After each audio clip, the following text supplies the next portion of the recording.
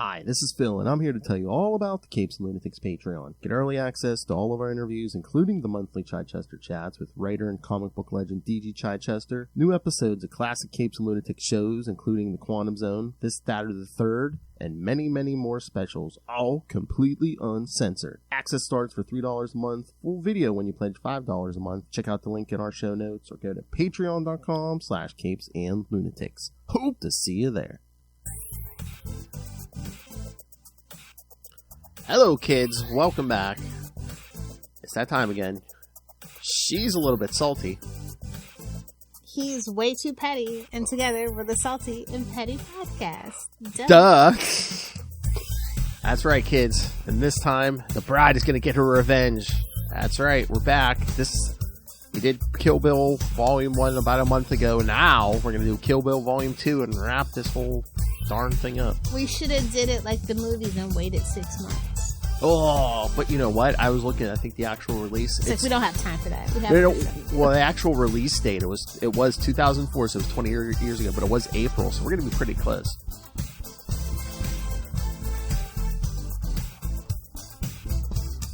20 years. I can't believe it's 20 years ago. Yeah, the 90s weren't 10 years ago. So I know. All the stuff after the year 2000 seems newfangled to me. Like I said, 2014 was pretty much when I stopped giving a shit about anything. So you're like, yeah, 10 years before that, this tracks okay. I think it's just like all kinds of media, just It just got really bad. Like that's when like the streaming started to really take off, when it was more than just like Netflix and Hulu, and it just like the cultural relevancy of stuff just kind of diffused, and the living room died. To quote South Park, the living room died. And again, everything just seems like remakes at this point. I mean, some good, some not, but it's just like everything's remakes. I was thinking about this the other day. I'm like, I'm ready for something new. I mean, at least we have Invincible. Stay tuned later. Yes, and X-Men 97. Stay tuned. Well, that's still that's actually a remake, though. I know, yeah. Well, a continuation. Yes. What do they call it? A rebootquel or whatever. That sounds naughty. But yeah, no, stay tuned next episode for our we'll cover the beginning of X-Men 97, the 2-episode premiere. Okay, question. Okay. For me personally, I think it's better to watch this movie the 4 hours straight through than as 2 separate movies, because this movie was made at the same time. It was meant to be one movie, but that 4-hour runtime in 2004 was just not it. Like, there was no freaking way they were letting Quentin Tarantino do a 4-hour movie of just blood bath and crash jokes, and feet shots. It just wasn't happening. I don't think I've watched it. It makes it better for me. Yeah, I don't think I've ever watched these back to back. I should. I think it would be better. Because it's meant to be seen as one movie. And I think that's something that like gets kind of missed on people. Like, oh, why is part 1 like this and well, it's not really part 1 and part 2. It's a continuation. No, you know what I really want? Well, I was looking for the background art for this. I saw, I don't know at what point and where this was at, but some theater must have did like a double feature where they played them back to back. I'm like, oh, I'd love to go to a theater and watch these back to back. I mean, I watched them. They actually aren't doing that for the anniversary. Oh, yeah, for part 2. They'll probably wait for the 25th anniversary, honestly. Oh, maybe. Also, Quentin Tarantino's got like way too much controversy around him too at this particular point. Yeah, 25. Like he's just become like kind of a hassle, especially since that Once Upon a Time in Hollywood with Brad Pitt and dissing like just Bruce Lee and the whole thing. It's just finally gotten to be too much, and people aren't they're just not pleased with him. Yeah. Like he was on his way to being a really good like director of his generation. He was a script doctor for so long. I mean, I still enjoy his earlier movies, but his later movies, like I think it really like took a dip with Inglourious Basterds, where I just really stopped caring about his movies. It's like, no, I don't know what's going on here. I don't want to know what's going on here. Like that whole alternate timeline like thing that he has in like the movies, like within Inglourious Basterds like universe, whatever that cigarette company universe is called. Like, it's too much. It's so weird. I know, but it's Hollywood. Wait 4 or 5 years, people will forget. Well, he's pissed off some important people, so we'll see. They're kind of old, though, so they might die. Oh, damn. Most Hollywood studio heads are pretty old, bro. Well, yeah. They're like senators. They hold on to power. They die at their job. Oh, yeah. Unless they get ousted by the shareholders, So anyway, yeah. I just thought that is my trick to this movie. If you have 4 hours to spare, which I don't think anybody does these days, but if you do, I recommend watching it back to back. Yeah, one of these days I want to do that. But as it stands, I think Volume 2 is the better movie, just because Volume 1 is kind of slow. And Volume 2 has the best action. Obviously, Daryl Hannah and Uma Thurman's fight scene is the best fight scene in all of Quentin Tarantino's universes. So, yeah, like, hands down, this is the best fight scene between the two movies. We get, like, a lot more backstory exposition in this one. Mm-hmm. But it doesn't feel, like, wordy to me, I guess. That's good. But it's very Bendis, it feels like. I think these two have a lot in common. It's very much, what do you mean? Elaborate. Like, when he's talking about Pai Mei. Like, it's like, because there's no, I guess he couldn't figure out a way to tell it dramatically. Like, he literally is just spouting exposition. And I hate that. It's like, show, don't tell. Like, that's the key of movie making, right? It seems like, Quentin Tarantino is another Bendis. He's notorious. He loves it. He loves these big speeches and yeah. Oh, I finally remembered the movie that I was talking about, where Quentin Tarantino was supposed to direct, but for whatever reason, like I think he pissed off James Gandolfini. Is that who it was? Or maybe it was Christian Slater. It's True Romance. It's one of my favorite movies, and he wrote it, and he was supposed to direct it. And he also hates how they changed his ending. But I think that he does tell you how it's supposed to end. But I think that the director's cut is way better than what he initially planned. But yeah, so. That's the name of the movie that I was thinking of. That was when I was in my Christian Slater phase. Yeah. You know what? I'm a 90s kid, to me. I rewatching this movie, it's better than I remember, but it is such like a slower pace than the first one. Yeah. But like the first one was like, they fight for 15 pages with no... Well, we're traveling too, and then you get that big fight at the end and stuff, and you got to set the world, and then it's like she's waking up from the coma and stuff, and there's a lot going on. What's worse, being in a coma or being buried alive? I mean, because people are disgusting. I would much rather be buried alive than have be laying in a coma with people diddling me. I was gonna say we kind of glossed over that. Yeah, she was getting raped during this. Yeah.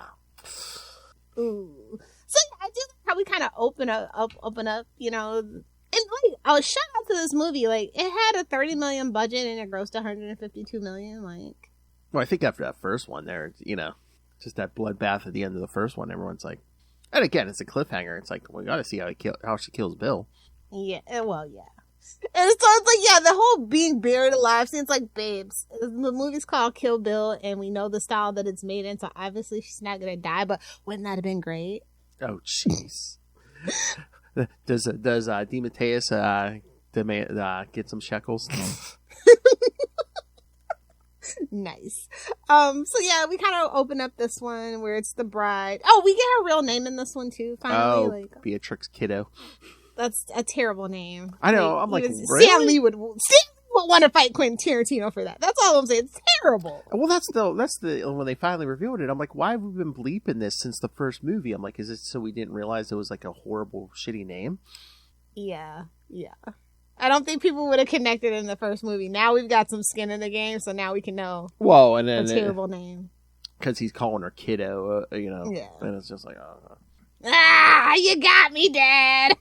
Like, that is so creepy that they had to relate, like, the whole thing. I'm just like, oh, those two, her and David Carradine. Like, David Carradine was like ancient when I was a kid, let alone like me as like a teenager, like going into early young adulthood. Oh yeah, like, I mean, he was on Kung Fu in the 70s. Yeah, and the remake that they did in the 90s too, right? And with him and his brother or something like that, if I remember. It was supposed to be. His son. I think it was like because it was like the next generation or whatever. Yeah. Yeah. Yeah, the legend continues, and I'm just like, it's like making Tom Cruise the Last Samurai or Brad Pitt the next. Why? Yeah, it's better than Chuck Norris though. So, but I mean, you have to admit there are relationships like that. You know, younger woman. Oh older yeah, man. absolutely. Yeah. And I guess when you're a killer for hire, you know, and he's a power. better be with the devil you know than the devil you don't. Oh. But and again, you know, powerful man. It almost seemed like maybe she was a little more impressionable before all her training and everything. You know. I guess, but then it's like it begs to question. You know, Daryl Hannah's character is like, was she sleeping with him before, and she's the new Daryl Hannah? Like, I don't go down here. Yeah. It seems like I'm just saying. Although it's so weird. I think he banged all the girls in the Viper Assassination Squad. Maybe is the vibes. Maybe. Like Bill is not a great guy. That's just. No kidding. I mean. And I do like the return of Michael Parks to the Quentin Tarantino universe, by the way. Reservoir Dogs is the best Quentin Tarantino movie, I think. Sorry, Pulp Fiction. Pulp Fiction's just got, like, way too much going on for its own good.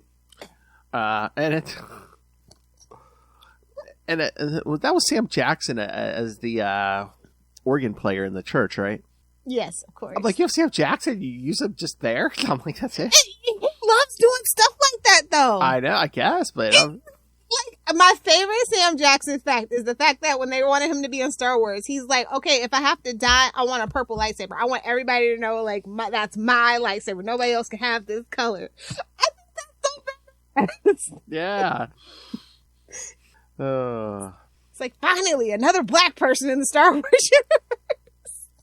Shout out to Billy D. Williams. Rest his soul, I think, maybe. Oh, that's right. I forgot about David Carradine's death. Yeah. Oh, yeah. Oh. Oof. We won't talk about it, though, out of respect.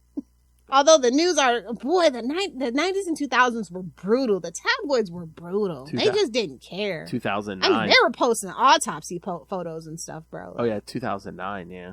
I'm thinking back in the day, they wouldn't have even released the details, but it's like, you know, they were like... Something changed in the culture, and it is like, there's no reason I need to know the things I know about certain celebrities' deaths, bro. And to make matters worse, it happened in Bangkok. Damn it, Phil. What? It's a place. Come on. It's a place that exists. Anyway, so yeah, we kind of open up with the bride and her groom rehearsing their wedding. Oh no! Before that, wasn't that when she's driving in the car and stuff? I'm like, how'd you feel about that with her breaking the fourth wall? I was trying to glaze over it because it was stupid, but and you could tell that whole driving scene was so fake. I'm like, very green. So it's intentional. I like a lot of the choices are obviously intentional, and it's just like, yeah. I was like, is this like your shout out to Frank Miller's Sin City, or like what's going on here? Because I hate that movie. I hate both of those movies. Your mother's a whore. You're welcome. Thank you. Yeah, I'm just like some of the stuff. Like I get like some of the homages and stuff, but some of the stuff it's like just because you lampshade it doesn't make it not bad. I think some of it is just he Quentin Tarantino is such a cinephile and such a fan of movies and stuff, and it's just okay. Yeah.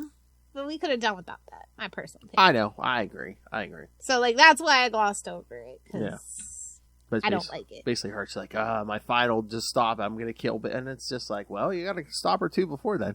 That was for the I feel like that was for the trailer. That's before they were making, like, actual, like, trailer footage just for the trailer. So I feel like he put that scene in just for the trailer. Yeah. But, like, it costs us some money. That's my personal theory about some of this stuff for sure. Now they just literally make stuff for trailers. It's crazy. Mm-hmm.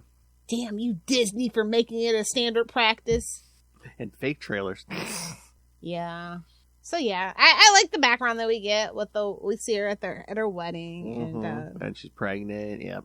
And Bill's the father. Well, like, somebody's getting cool. Then we had Rufus. He's the man. What was that? Everybody. Was that like an inside joke? Because it's like the priest must have said that a few times. Like, oh, Rufus, he's the man. And then when Bill shows up, he says, "I'm the man." And I'm just like, whoa. I'm like, what is that? What is that? Is that an inside joke? Probably. He's the man. Who knows? But yeah, that's so creepy that like Bill's the father, but when he shows up, she tells her fiance that that's her father. Oh, I know. Ugh. It's just like, oh, you could walk her down the aisle. It's like, no, that's not his thing. And I think, actually, now that I think about it, I think if I remember right, that Rufus is supposed to be the character from Pulp Fiction, because at the end, of Pulp Fiction, he talks about how he wants to wander the earth and be a drifter. And then in this movie, he mentions being a drifter. I think it's confirmed canon. Okay. If I remember right. But yeah. That's right. Yes, because I do remember that. Being a Quentin Tarantino foul, I think, is one of those early 2000s kids quirks. And I did go through the phase, but most of it has left my brain. Yeah, because I saw like it was on HBO or something a couple weeks ago. I saw like the second half of it. That caught it. But yeah, I do remember him saying he wanted to wander the earth and stuff. Yeah. Yeah, and I think it's confirmed canon about that. So I guess that, to answer your question, yes. Yes, it's an inside joke if you've seen Pulp Fiction. So it's a Tarantino versus Easter egg, yes. Yes. Which most of the stuff is. Yes. Let's be real. I know. So we kind of cut to the 4 years later, and we kind of like recap what she's done and like why she's on the way to the trailer of Bill's brother Bud. But Bill warned him, and bro, I was like, rock salt. It's giving Supernatural vibes, but actually this is a year before Supernatural came out, so I mean, it's gonna hurt anyone, but yeah, especially you busty ladies. Ugh, jeez. Yeah. I just like, you know how like when you see a guy get hit in the balls, you're like, not the. Lilith is sitting there going, mm-hmm. Now you know our pain. Oh, that was crazy though. I know, and then he calls Elle, and he's like, I'm gonna sell you the bride's sword for $1 million, and he seals her inside the coffin and buries her alive. And I love that shot as we see the earth raining down, and then the freaking frame changes ratio. So niche, so kitschy, yeah. But I do like that part. But I do like when you can hear the dirt hitting the coffin and stuff, yeah. And it's giving you that real, well, unless you've ever actually been in a coffin and know how comfy it is, claustrophobia. I mean, I'm sure it's nice and comfy. You put some cushion in there, and you can open it in the comfort of your own home, eh, Lil Hellfire? I mean, you don't even have to leave it open. I'm just saying. I mean, that you can open it, and it's not covered under 6 feet of dirt. To each their own. Whatever. You want to be at 6 feet under? Okay. I mean, have you seen the one on fire in a dumpster? I know. I kind of want off this mortal coil, but I'm not going to do anything actively about it. I have you on contract. You are not allowed to die. You have to podcast with me for. I have to live until 4/2069. I told you that. I know. Hard lie. If the meteor doesn't take us all out, I have that is my best by date, and I'm gonna go take a long walk off a short pier after that. Hey, I mean, it wasn't 69, Hale, but oh my God, I was 19 days away from 420. Okay, Elon Musk. What? He always makes that joke on his birthday. I can't believe I was born 69 days after 420. I hate that. I told you. Oh, mark your bingo cards, kids. That counts as Elon Musk slander. Mark your bingo card. I was gonna say I didn't name this the X podcast. Come on. The only X I want to see is X2. Anyway. Oh my. So then we get that flashback. Where they're talking about the martial arts. Oh, I do kind of, with Pai Mei, which I kind of like just because it's like, oh, how's she going to get out of this coffin? Well, let's flash back to this training. And it's giving Arrow. And and give us an excuse for more, backstory. And just more degrading of women. Why is she so OP? Degrading of women. Wow. I mean, it's a Quentin Tarantino movie. What do you want? No, true. Like, honestly, like what most movies, like I said, Pulp Fiction is the best. Like, it's own, like, for the most part, one setting. It's just a real good character study. There's not a lot of, like, freaking cursing and inflammatory, unnecessary, derogatory, racist language. Like, just Quentin Tarantino is he does it for shock factor and stuff, but it's like, ew. What is it? It was like it just does not. His stuff does not. Most of his stuff is not aged well. Yeah. So what was it? It was like he doesn't like America or doesn't like something. He doesn't like he hates Caucasians or something. It's like he despises women. He hates whites more than Americans. Got it, dude. It's like the trifecta of hate. I was just waiting for him to say, and especially blondes. Yeah. And so this is where she learns the 5-point palm exploding heart technique. Mm-hmm. Okay, and so he was like Bill's trainer too, like his sensei. But he didn't show Bill. Yeah. Well, that's the thing. Well, I guess maybe he has bad feelings toward Bill because, I mean, Hattori Hanzo was like, oh, wasn't going to make her that sword until she said, it's Bill. And he's like, okay. Exactly. And I still love that quote. That quote is amazing. If on your journey you run into God, it will cut God. Yes! That is like an epic line of just mwah, chef's kiss. Exactly. So, yeah, I love that kind of training montage. And, you know, it's like only 5 steps before dying. It's like that damn snake in Australia. Yeah. So, yeah, he ridicules her, but like that training went hard. That was better training than Elektra ever got. But those were the vibes I was getting. Was it just me? It totally felt a little bit like the Elektra training. Kind of, sort of. But better, elevated. Better, yeah. Oh my God. I was just waiting for like ropes to jump down and her to start swinging and shit. Oh my God, when he just like jumps on her sword and kicks her in the head. Wolf. Oh my God. That was rough. Just playing with his mustache all Charlie Esther's time. Oh. And then that's what she used to escape the coffin? And I'm just like, okay. Well, yeah, because he's like, you know, what? She's like, I can't do it that close. What if your opponent's like 3 inches away? Well, there you go. We gotta... And it's like you know what it reminded me of? It reminded me of that Arrow scene when like freaking he's trying to train Roy with the water drips or whatever. And he's like, this is stupid. Or like, if you're a person of a certain age, like young Hercules, where it was like all like the demigods were like in this training academy, and like they're doing like all these like stupid things, like, you know how you have to jump from like pole to pole, you have to have a sword. Like, when are we ever gonna use this? And then in the episode, of course, they have to like use the technique, so it's just very reminiscent of that. Well, yeah, I love that trope, kind of, sort of, actually. Well, again, I mean, that's a trope that's been around how long? You know, wax on, wax off. What's this for? Well, you'll learn. Oh, don't remind me. They're actually making another Karate Kid remake. Oh my God. Oh yeah, I mean, they always remake everything. It's eventually. Like, babes, if you couldn't make it work with Jackie Chan, I don't think you're gonna make it work with anybody. Oh yeah, aren't they bringing it? Isn't it gonna be Ralph Macchio and Jackie Chan or something? Yeah, it's like, I don't need that universe merged, actually. Thank you. Well, you know, they wanted Pat Morita, but, you know, since he's passed away, yeah. Bro, I just can't get over it, too. I'm just like, the guy from Happy Days? Hey, man. That was the first time I saw Karate Kid, and I'm just like, what? Hey, man. What is going on here? He needed work. I remember I saw Karate Kid before I ever saw Happy Days, and I was like, oh, it's the guy from Karate Kid. Yeah, it's just the opposite for me. So I was like, oh, that's just freaking that guy from that. I was like, why was there an Asian guy in Happy Days? I don't know what's going on here. So many unanswered questions about that Happy Days universe. Like, why is Laverne and Shirley a spinoff? I don't know. Anyway. Why did Fonzie fight? Why did Fonzie and Mork fight? I don't know.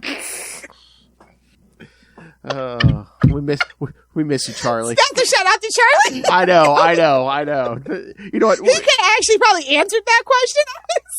Well, don't you know anything? Oh my Lord! You know what? That's what we need to do for his birthday or something. I mean, we'll review Superman 3 and then just have a conversation. You know, be like, okay, let's do an hour-long Charlie Esser-esque conversation.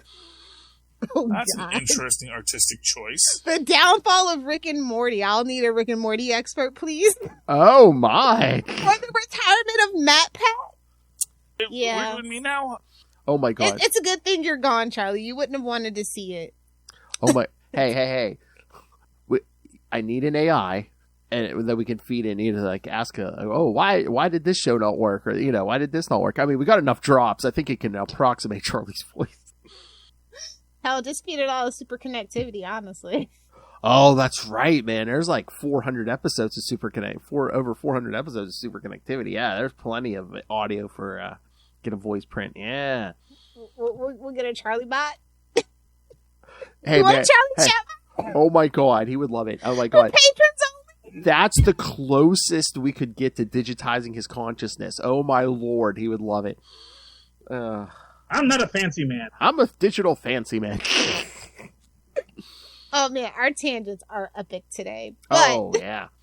But yeah, no, the whole thing with the Pai Mei thing, which I thought was great, but I'm like, it got me thinking when he drops her off. I'm like, I would like to see how like Bill and Beatrix meet, because she doesn't seem, you know, she just seemed like.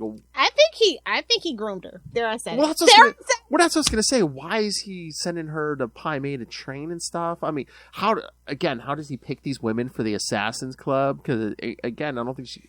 So they would feel pity for him and bang him. It's the Daredevil method. Well, that's what I was gonna say. I'm like, did they show any kind of skill, or is it just him, trying to get in their pants? The most impressionable person, I guess. I don't know. Maybe because not everybody can be a gun for hire. Jeez, that's true. Let alone go through this extensive training.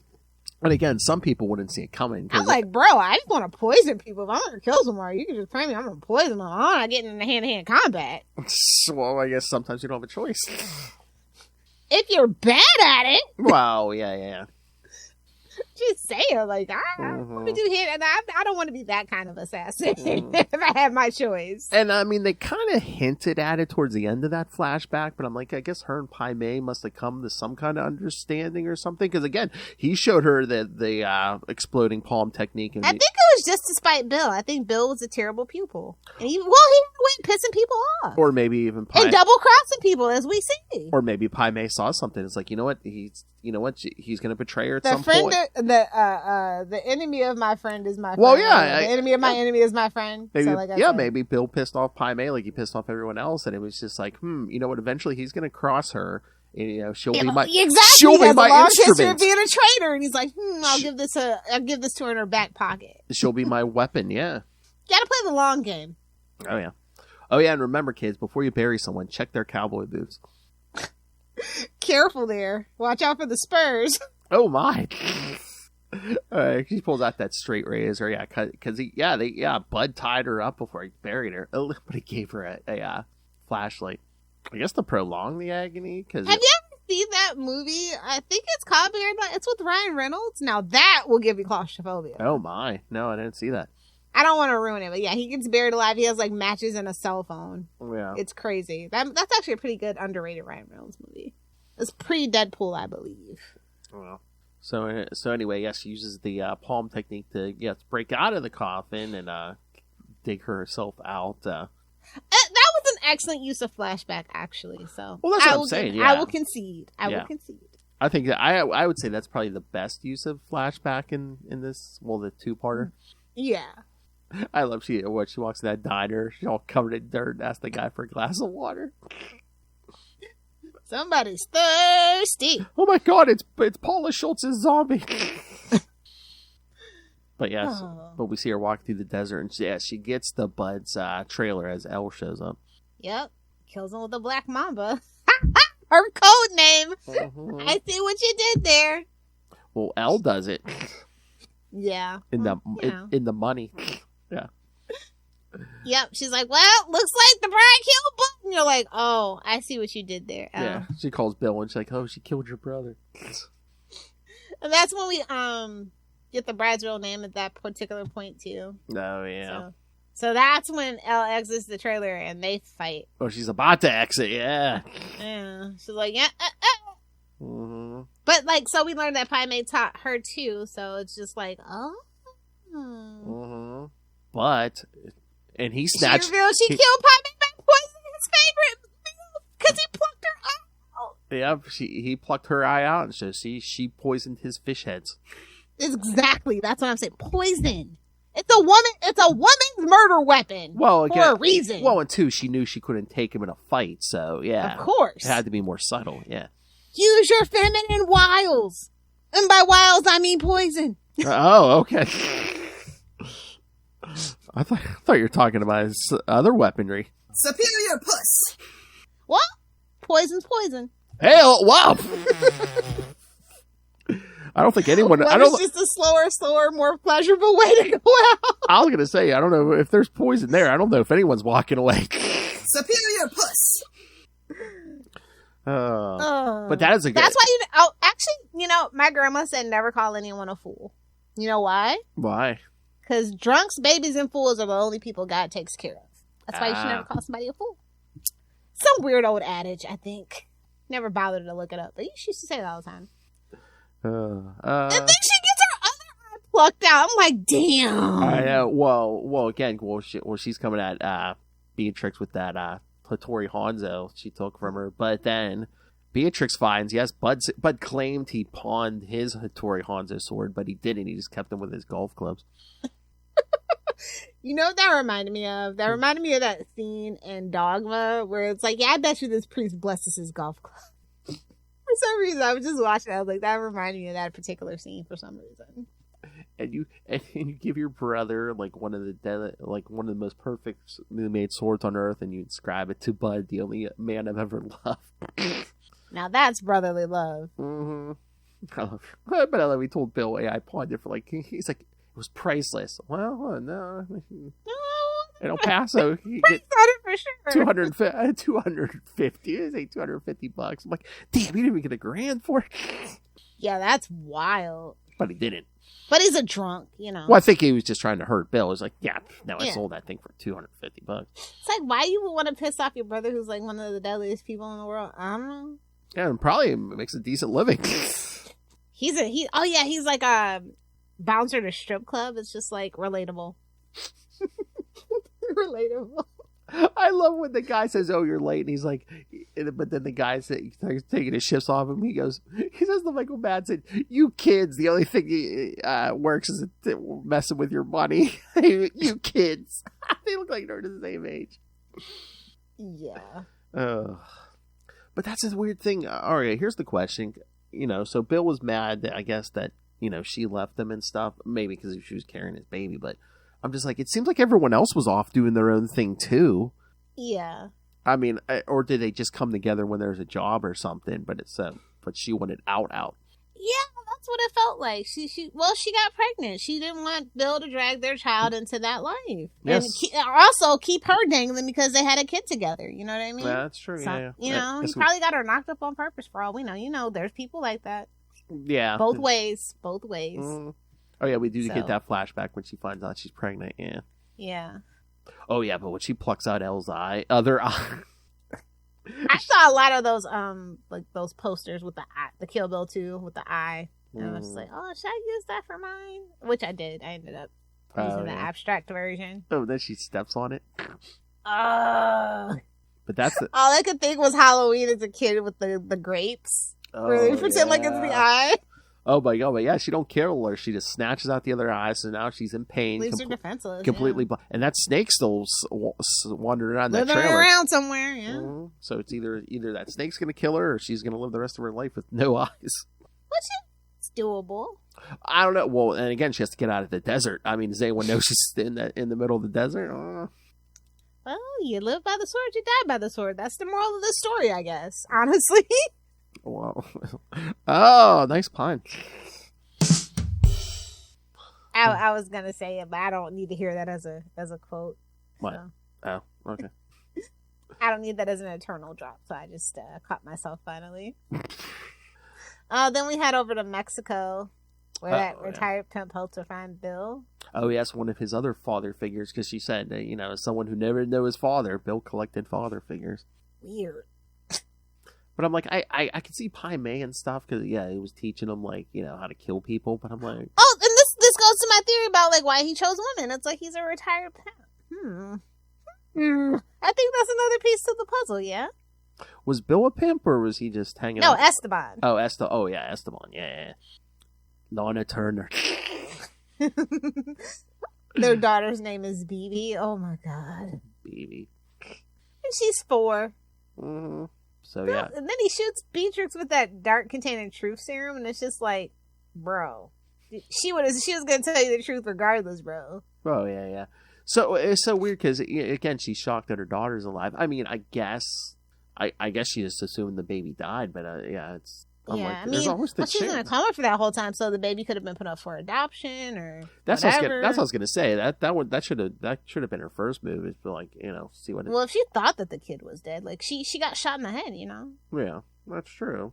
Did they ever really say how many months she was when she? Because it depends. There's a threshold for premature babies being able to live in an incubator and then go on to actually live a normal life too. So maybe that. Well, she was still breathing and everything, so they might have just been able to keep that baby, in her for until he came to term. And they never really showed her obviously they would have given her a C-section. Yeah, exactly. So wouldn't you have seen like a C-section scar or something? Again, this is what happens when men write women characters.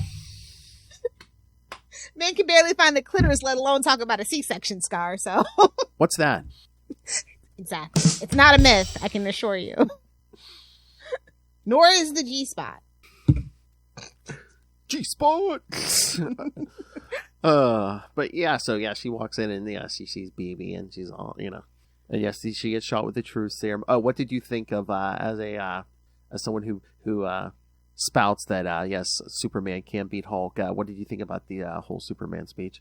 Not the person I wanted to give that speech. Yeah, true. It's like, ooh, a broken clock could be right twice a day, but it doesn't feel good, bro. Yeah. I'm keen on comics. I'm like, oh my god. Quentin Tarantino is not, by the way. It shows. Yeah. It shows. Oh Lord.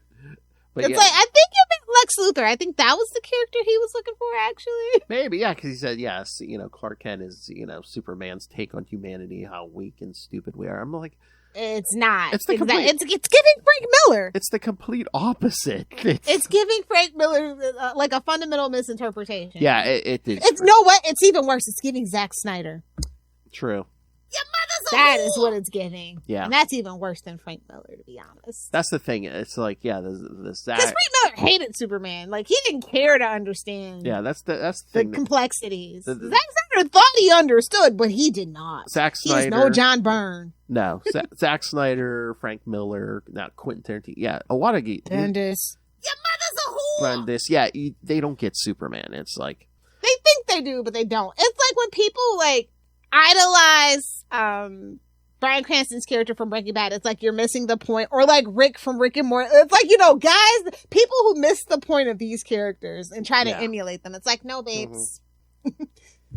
Yeah, no. Superman's about heart. Yeah, no, yeah. Quentin Tarantino doesn't get it. Yeah, he doesn't get it.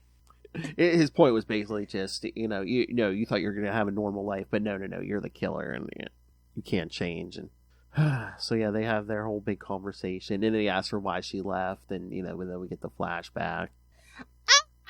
This is true though, but they say the kills aren't in chronological order.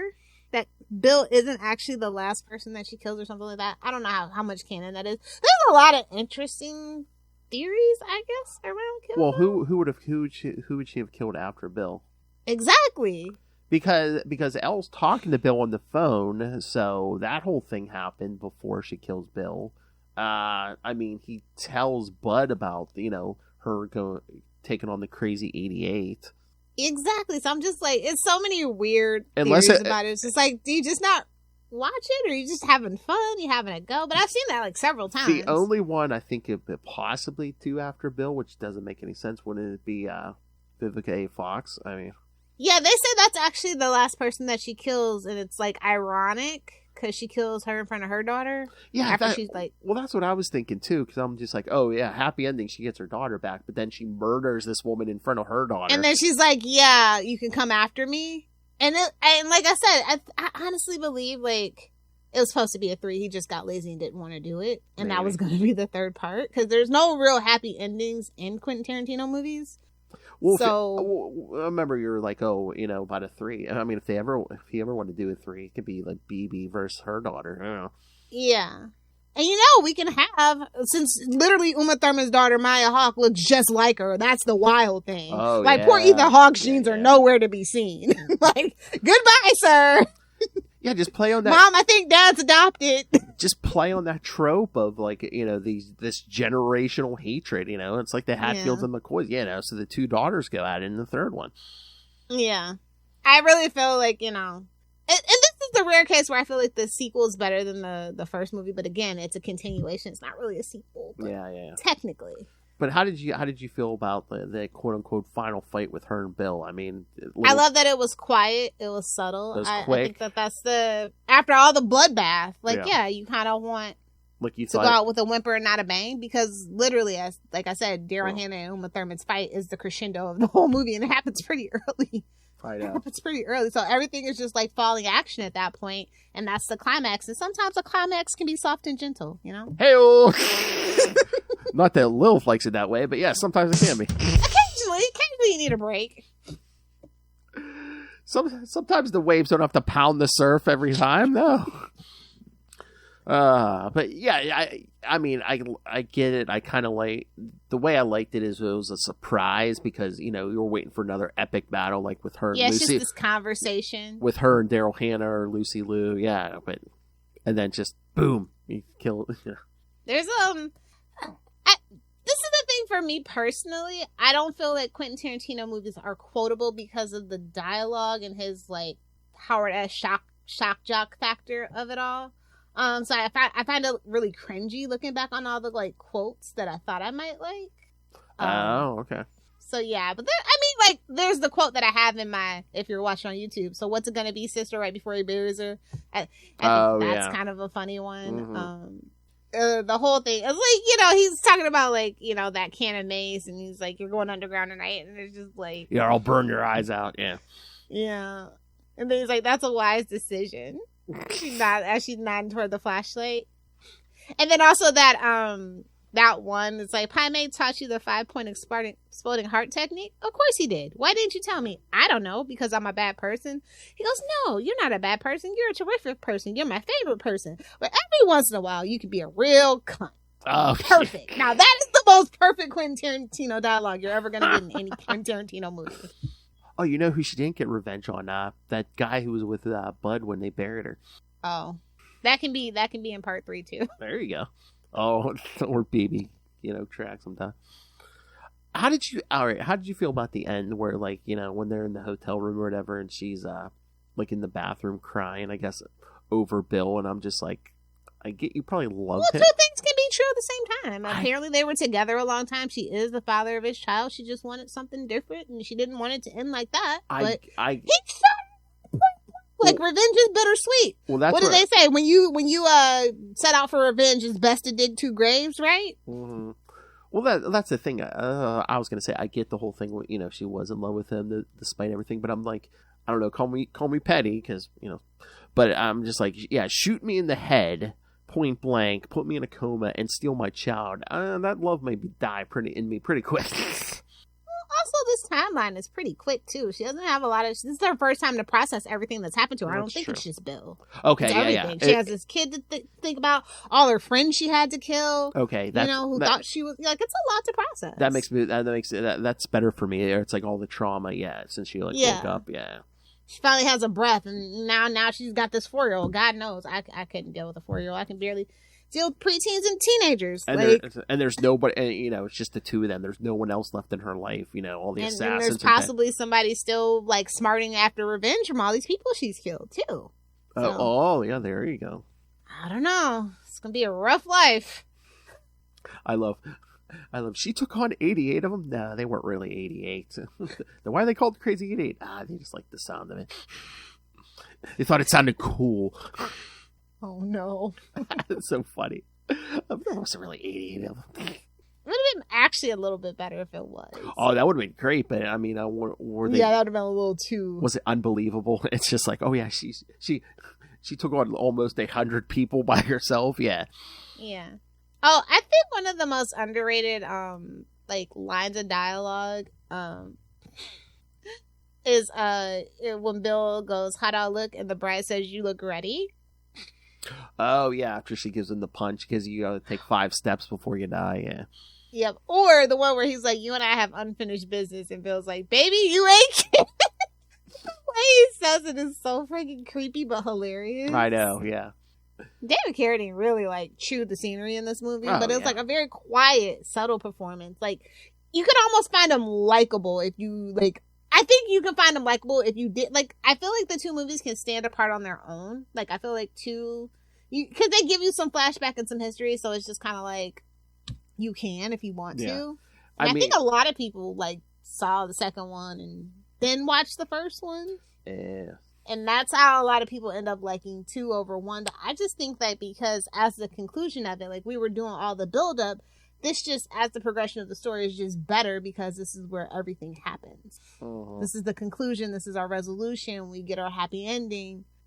Well, I wonder if people were talking about, maybe the kills were out of order, because, I mean, in the first one, the kills were out of order because because she goes after the crazy 88 first, and it's just like, why would you go after the army first and not the lone woman? Yeah. Well, she probably, and this is why it makes the most sense to me. Like, when you look at this scene, if you're looking at it that context, she seems reluctant. Like, she shows up, she's reluctant, but she's the last on her list. Like, because she has a kid. That's why she stops when she sees the kid. This is why it gives credence to that idea that that's the last person that she kills. Because it's like she has the life that she wanted for herself in BB, right? Like, she's the suburban mom, she's got her kid, but you're last on the list. I can't be looking over my shoulder the rest of my life, you know? Yeah. And that's why she tells the kid what she tells the kid. Not like I can see it from that perspective. Yeah. That means she'd have to come back for that pussy wagon. I would. Oh. Superior puss.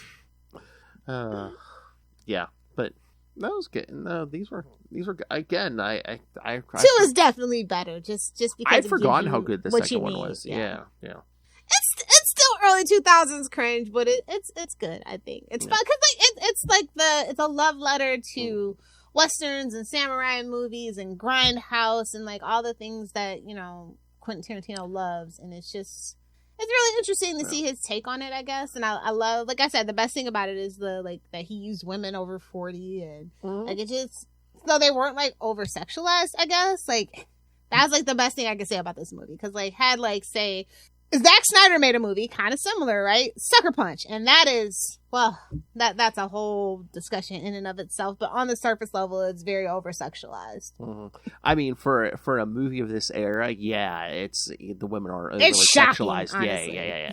Well, again, I think, for all his faults, I think Quentin Tarantino is more about the cinema of it than, Sometimes, yeah.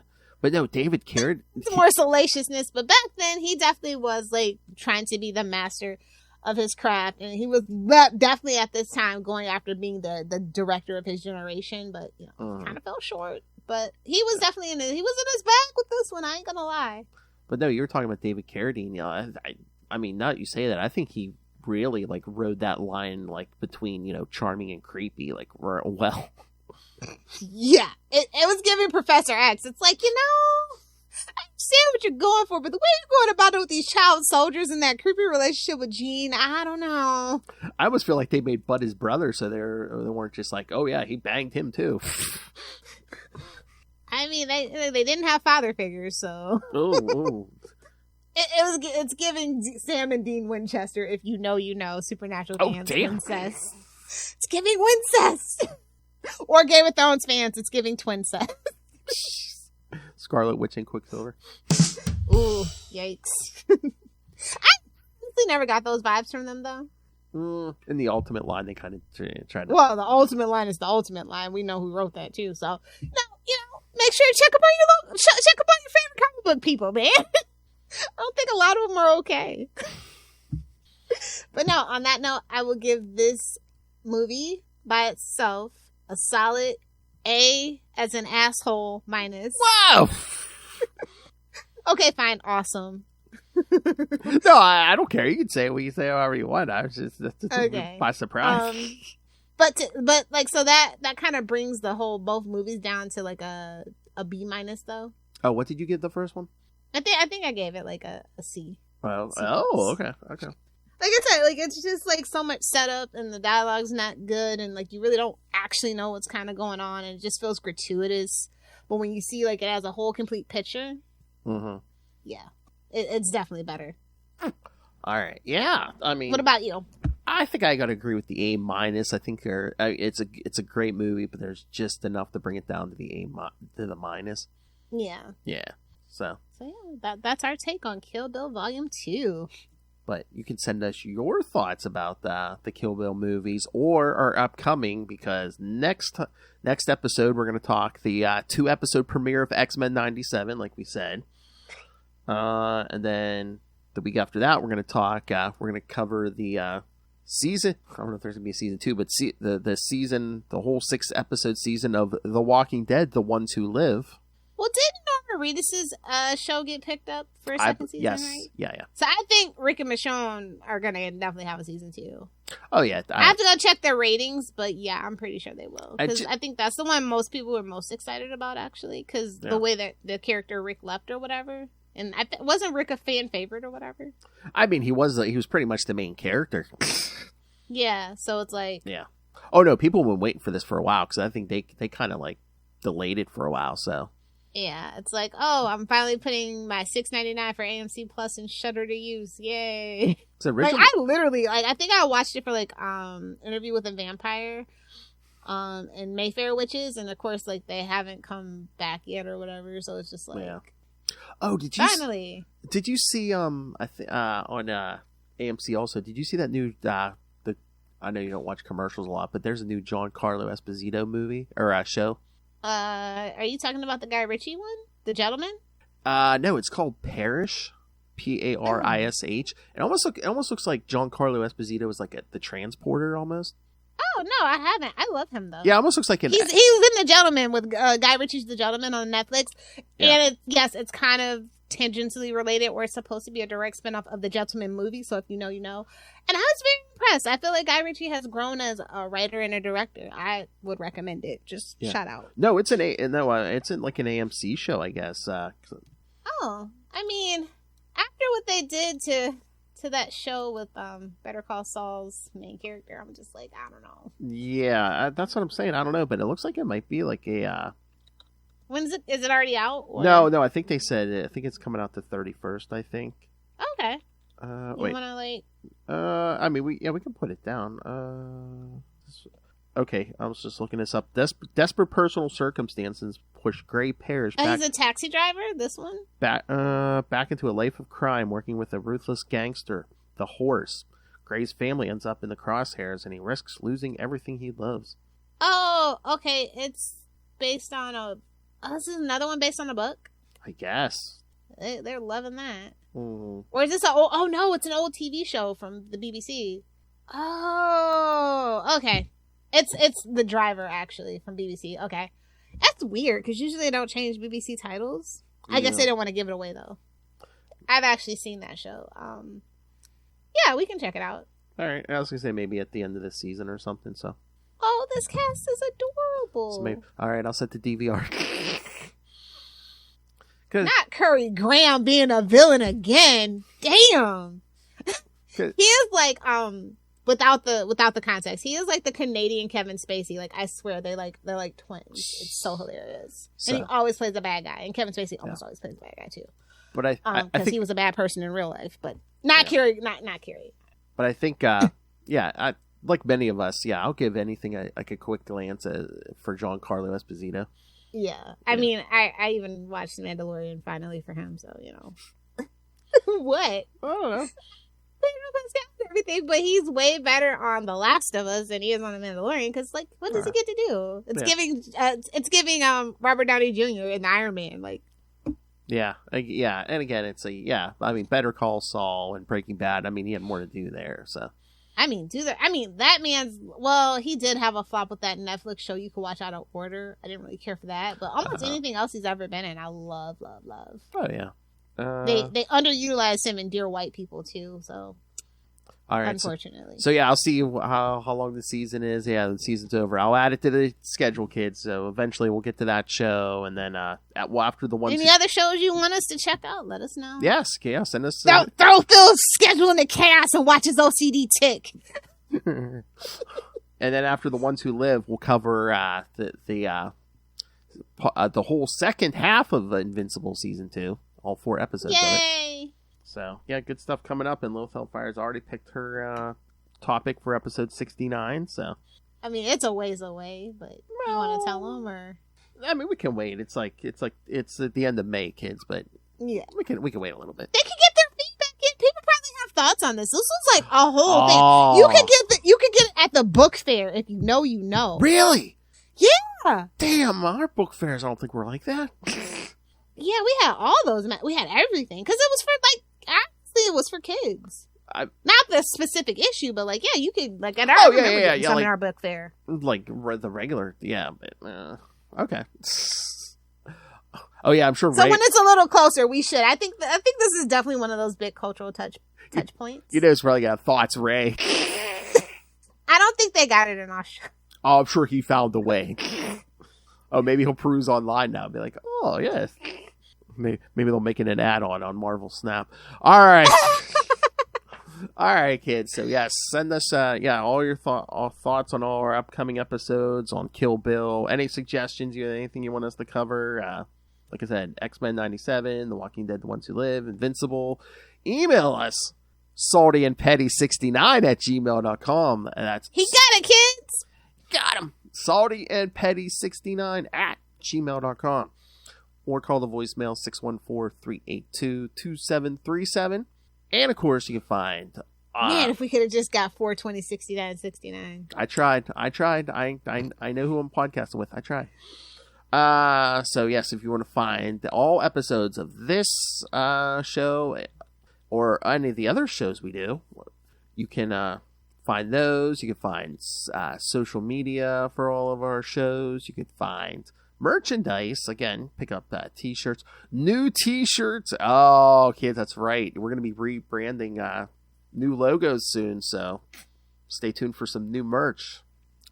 And, of course, you can just rain random money on us through the Cash App link, a little favorite method. Make it rain. And, of course, our Patreon, where a lot of our shows we talk comic books, but, the Patreon we usually talk something different, like the March episode, Lilith Hellfire Conspiracy Theories. Why aren't birds real? So find all of it all in one place. That's tubespace.io/CapesandLunatics Podcast Network. That's tubespace.io/CapesandLunatics Podcast Network. More vicious and brutal than ever. And stay tuned for a new show on the Capes and Lunatics feed, kids. So your old buddy Phil may be doing something solo, so stay tuned. All right. Lilith Hellfire. On the Facebooks or not even? I lost my phone where Facebook is on, so I don't know. Yes. The one device she can sign in on Facebook, kids, because she can't sign in on any other device. Yeah, Facebook is intrusive. I thought you just watched a ton of porn to throw off the algorithm. It's not about that. I don't want to alarm people, but Facebook and all your social media apps are way too intrusive. I keep all my social media apps quarantined on one device that's not connected to my network. I'm just saying. Paranoid kids. All right. No, I know you're... Hey, just because I'm paranoid doesn't mean they're not out to get every last piece of your data. Okay? Hello, Lilith, CIA... That's just a sample for our conspiracy theory episode. Hello, Lilith's FBI and CIA watchers. Hi. No. It's all just NSA. Right. FBI knows I'm harmless. NSA, everybody has an NSA agent. Sorry to alarm you. It's true. Wow. All right. Don't let Snoops tell you that's false, because it ain't. And on that happy note, yes. Thank you for joining us. Again, next episode, the 2-episode premiere of X-Men 97, followed by the whole season of The Walking Dead, The Ones Who Live, followed by the second half of Season 2 of Invincible.